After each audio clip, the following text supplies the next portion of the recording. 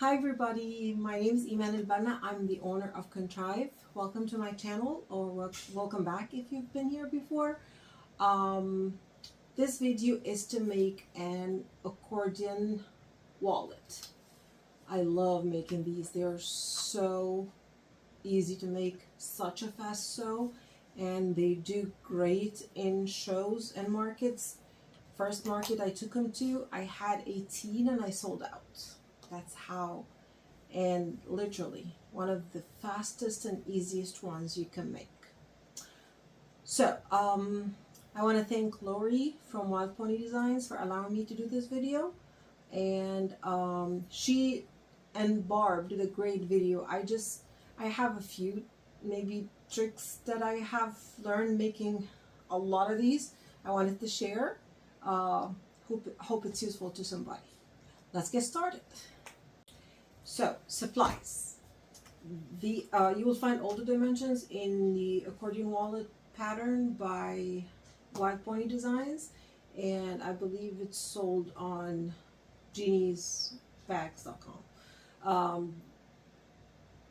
This is faux leather or faux vinyl. I love making these from vinyl sheets that I buy from different sellers, including Amazon, like the pack of 30 or 15 or whatever, depends on the ones I like.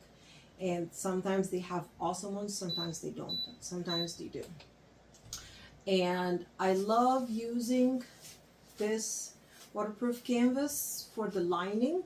I don't like using two of the same inside out as much as it could be an easy thing to do. I like being able to press it, because when you turn it right side out, it gets really wrinkled, and I love to press it. So this is the solution dyed OtterTex waterproof canvas from Fabric Wholesale Direct. I really love to use that one. I use Profuse. I think the pattern recommends either Decoville Light or Profuse. I love Profuse for these wallets especially. And for the top, like where the clasp is gonna go,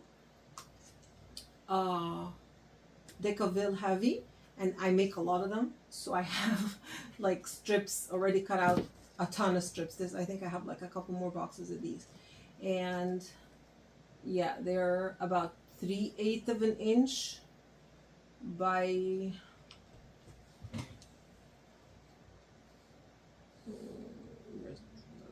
yeah, right there, 3/8 of an inch by 4 inch, 3/8 by 4.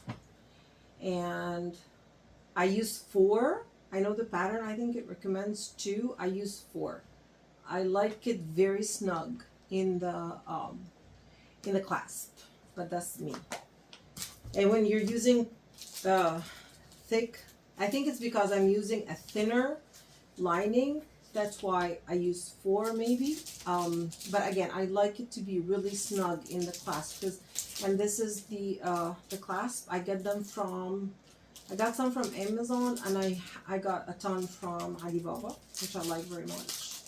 And this is the 4.5 inch clasp that works with the small accordion wallet, because there's the mega too, but I'm not doing that one now.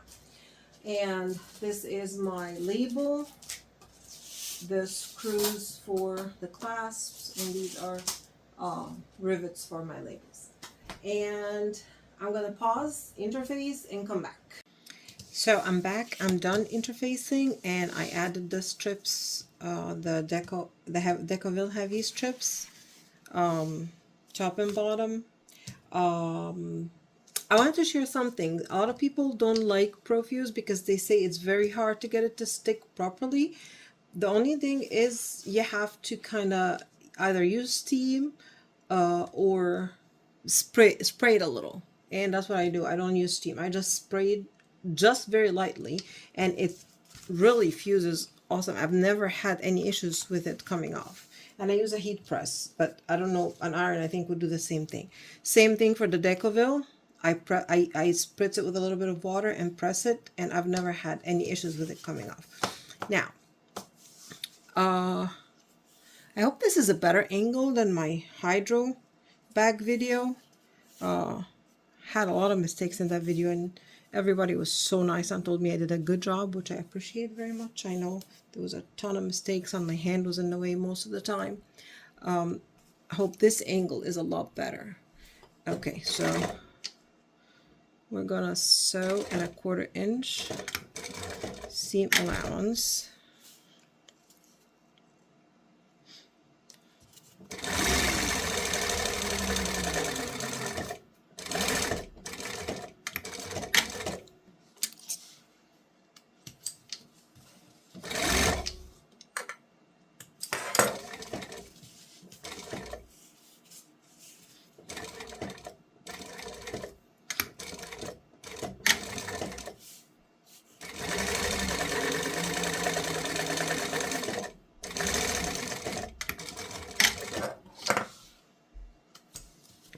And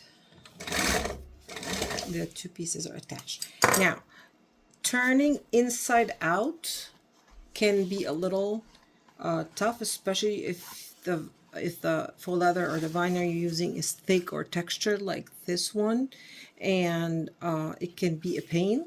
I have found that if I press it just lightly to warm it up, and it gets warm and it's really easy to flip. The stitching was not very well right here. I'm going to redo this part and come back. So I just redid the stitching. It was really not very nicely done, and that will show on the other side. One piece of advice: sometimes when we're adhering the interfacing, it can shift a little, which is what happened with me before, and that's why the stitching didn't come out right. It doesn't matter, just always respect the outer side, so that if that's 1/4 inch, it will look nice on the outside. I redid the stitching and pressed it a little, which will make turning it really easy. And I like to just kind of push it in like a tube like that, and that will make it come out very easy right there. And it's because it's warm, the vinyl is kind of playable and it doesn't wrinkle as much. If it's not warm, it wrinkles really bad. And you can still see it's a little bit wrinkled. Well, it's a lot wrinkled actually. But anyway, I'm gonna give it a little press and come back to do the next step. So I went ahead and pressed it, and as you can see, all the wrinkles are gone. It looks very, very neat. And I spray it a little bit before I press it, and it helps get the wrinkles out. Also makes it warm and soft, like I said, to be easy to turn. Now my next thing is the Arbor press. If you guys don't have one, I really think you should get one. It's an amazing tool to have in a sewing room. This is the tool I use for the hole for the clasp. I got it in Amazon. I think it was like $10. It wasn't expensive at all. I'll share a link. And this is how easy you can punch the hole in.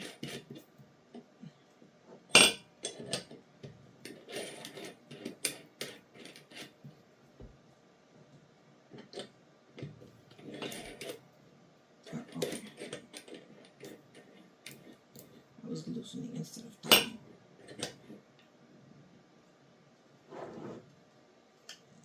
Okay. Now, that's it. That was it. This was very easily installed. This is a better angle. There's a tool, but I don't use the tool. I just do it with my hand, and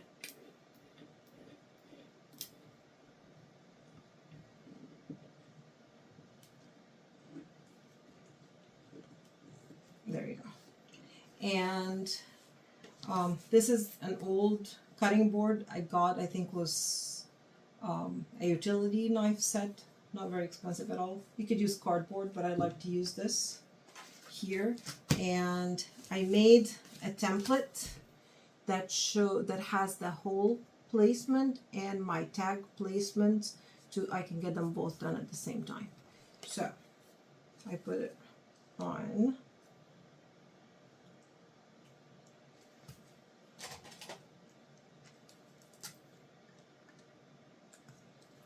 And I'll mark a hole and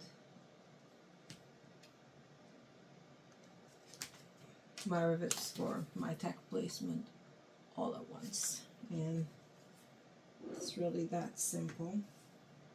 You just align it with this.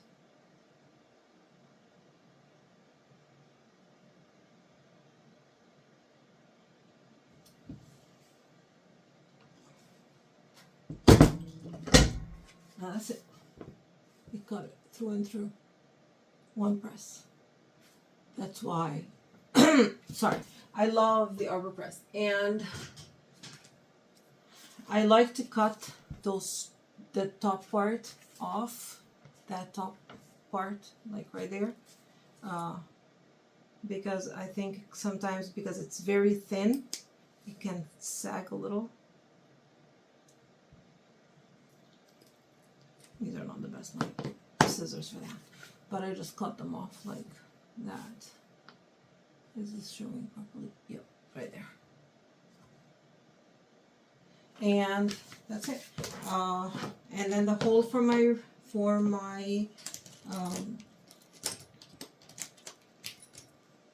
rivets, I can also do it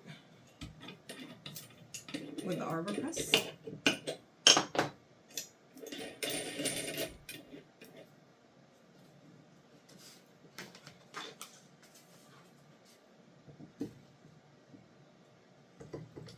Height is different, so I add another level.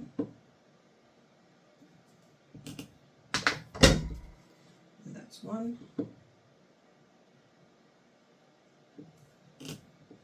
And that's another one. And that's the holes for my tag placement.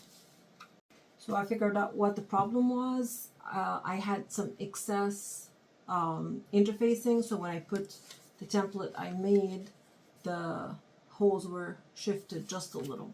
Anyway, I made them a little bigger, and the label should cover it. And rivets.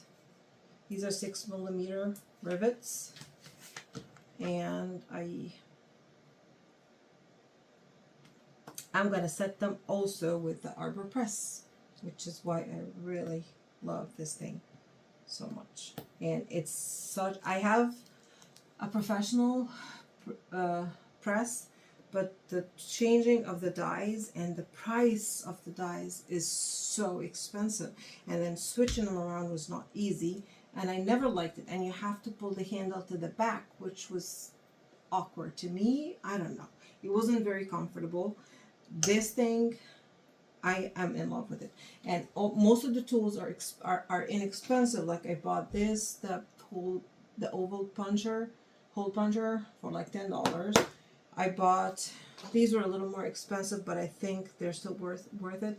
The rivet hand setter set from Etsy, from a brand called Wuta, and it's really nice. This plate has like about 12 different sizes on it. And I also bought a set of the hand setter tools for the same different sizes, and it's so simple, and they come out super nice every single time.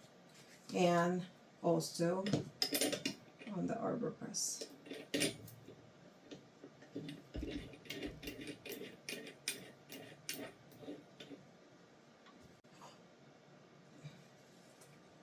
It's number 6, and don't press hard until you're sure it's caught top and bottom, and then all you have to do is just press, and the rivet is set. That's it. That simple. We'll do the same thing with the other one. Make sure it sits in the right spot. light press until you make sure it's caught top and bottom.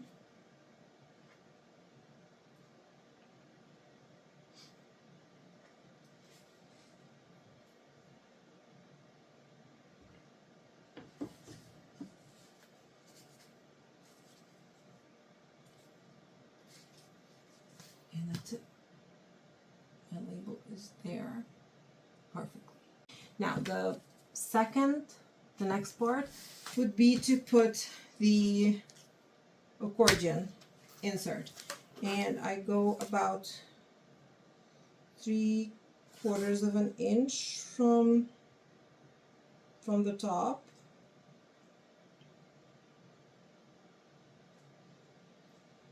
and put little dots.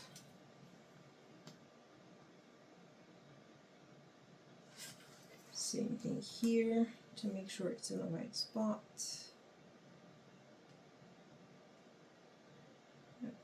Yeah, perfect. Okay.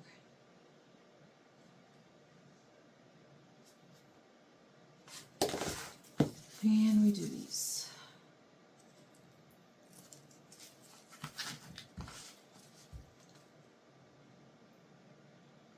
And the double stick tape, I had the double stick tape already on. I actually put it on like a lot of them at the same time and have them ready to kind of part of my prep. Like I always have a lot of the profuse cut in that size, and a lot of these with the double sided tape on it, and the strips, the Decoville strips. I have a lot of those, like I showed you at the beginning of the video in the small plastic box, and it makes things go easier. And I also, like most of you guys probably do, love to clip those, because yeah, the DST is awesome, but it will come loose if especially when you're doing the second size, when you're muscling it through. Now this can be done on a flatbed, but if you have a cylinder arm, you are gonna love how easy and simple it goes on the cylinder arm. If you have a home sewing machine that you can remove the accessory drawer to kind of make it a free arm, do that. You're gonna love how easy it goes that way. And I know on a flatbed you have to do it upside down, which for me, not upside down, I mean like top stitching would be on the inside so you can see what you're doing, and I'm not crazy about that. I've never had good results when I did that with the top stitching looking as neat as I want it to be. And on the cylinder arm, you can do that with no problem. You top stitch on the right side, and there's no problem whatsoever. Now, I did this here. Seriously, I didn't get enough clips. Let me get one more.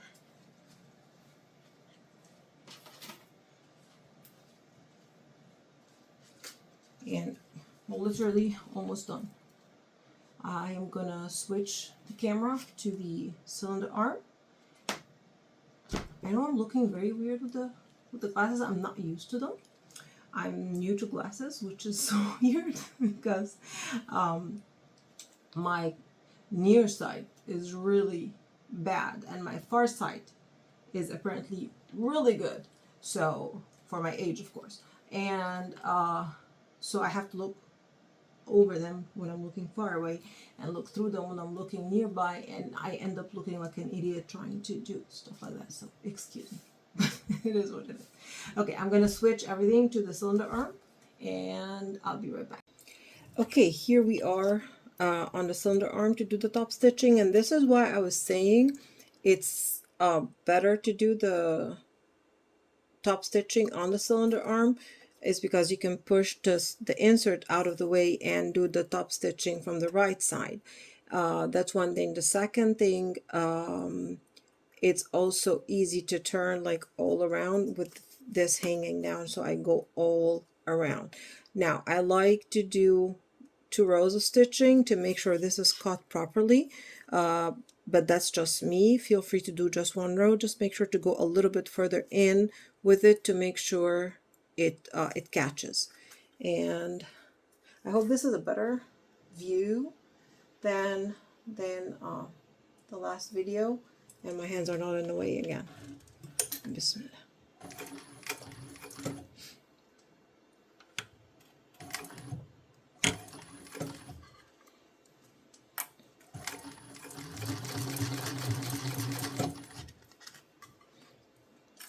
This is the part I'm telling you to be careful with, because it tends to, once you take the thing, it sometimes folds in, and I hate it when that happens.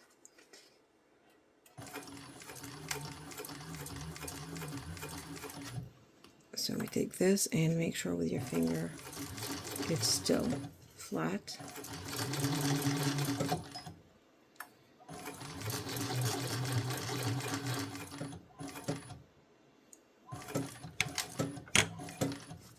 And now we go straight.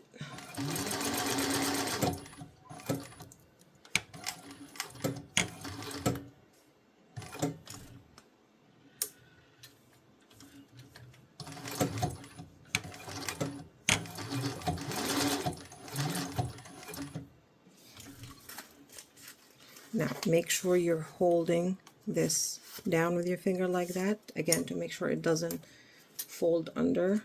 And this is there in place until it passes that edge, and that's it. All the time make sure you're folding this flat in so nothing folds under.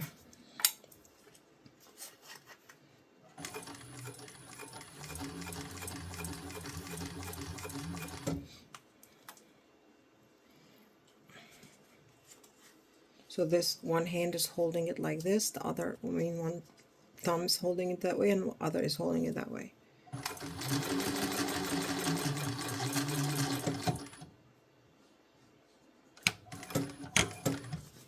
And then go around. The stitching on the edge helps very much when you're putting the clasp on. And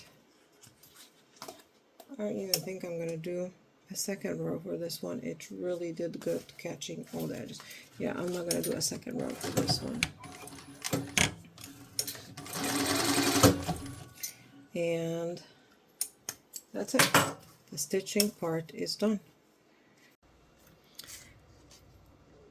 So this is done, and if you like to paint the inside black, go ahead and do that now, or you could actually also do it later.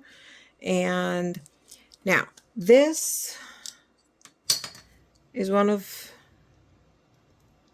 these are very easy to take off on this side. On the other side, they're a tad annoying. And also this side goes in easy. The other side sometimes can be annoying, especially if everything is a little too stiff. One thing I have noticed is sometimes you see the inside, no, that way. That piece here, that can be easily adjusted. So if it's a little snug, go ahead and open it a little bit. Sometimes it's also like a little twisted, so you could just fix that, and it helps it sit better. So this is this side.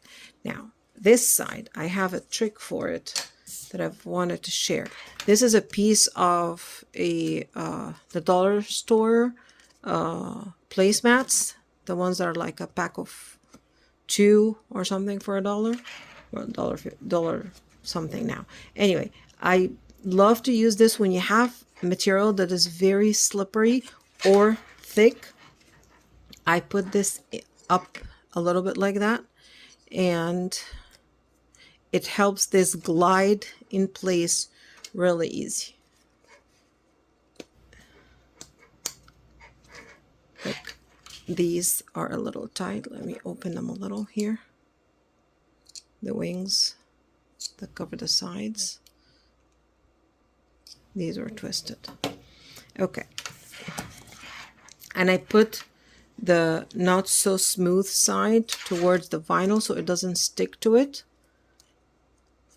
And it literally helps this glide in place. The best part too is also sometimes I would put it from the inside, like from here, because it tends to get caught on the screws that are in here that are holding the lock. So you could also do that. And sometimes I've had pieces that were too thick. I had to put one piece on either side. But that helps it kind of just glide in place right there. And then you just take the plastic out. And that is sitting nice and neat and very snug. And then once you're done, you can go ahead and push those back in place. And that's in place. All we need to do now is put the screws. I really love using this, and like I said, I have found it very useful because many times the part here where the screws are, it gets caught, like the edge gets caught, and it makes it very annoying. And sometimes you find it like a little bit sagging in the middle there because it's pushing the fabric. Of course, the top stitching helps plenty with that, but still can get caught. And that's done. Now, to remove the plastic, I have found the easiest, cleanest way to do it is with an X-Acto.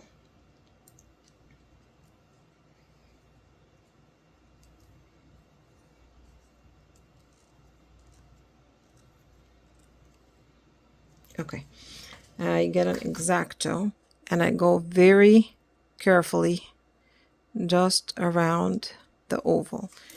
Be careful because if it's as sharp as this one, if it goes away from you, it will leave a scratch on the metal. But when you do that, I'll show you, it just comes right off.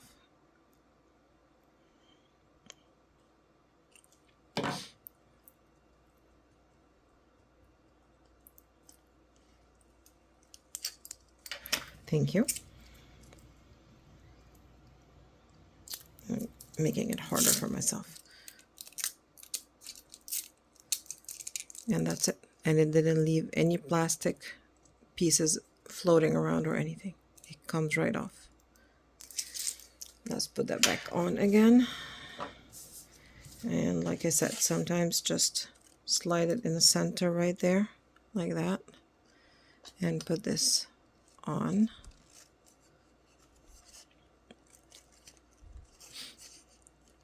And I'll push this out. And that's that. Just until you pass the screws, and everything else is easy, and then I'll push those back in. And that's done. And the only thing left is the screws, which is very satisfying because when I'm doing this, I'm like, yay, it's done. And I love these magnetized, I think it might need to be remagnetized screwdrivers because they make things easier. Make sure to push it in when you're putting the screw in because it kind of helps. I hope all that was showing and I wasn't out of the screen for most of it. I'm sorry about that. Okay, I'll get that later. And I like to do the ends first to make sure it's in place and push it in really well, and then the rest of it is just easy.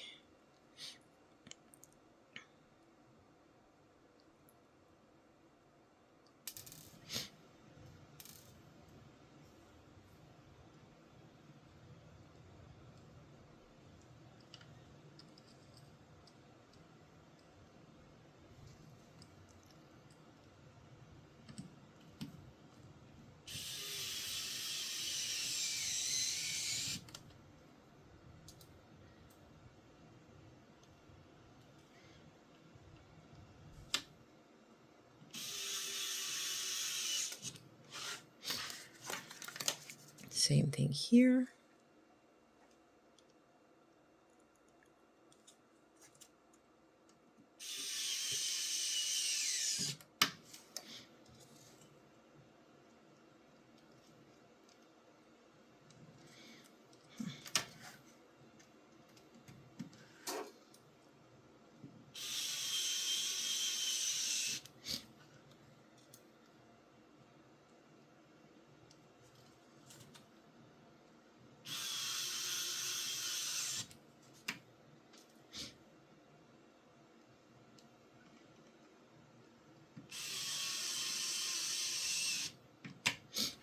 And that's done. Seriously, how easy and how cool is that? I know I talked a lot and made it take a little longer than it should, but I wanted to share all my tips and tricks that I found made it even easier, if that's possible, because this is such a fast sew and the result is just so satisfying. And that's done. Thank you so much for watching, and I hope you guys like the video. Please comment and let me know what I could do to make things better, and see you guys in the next video.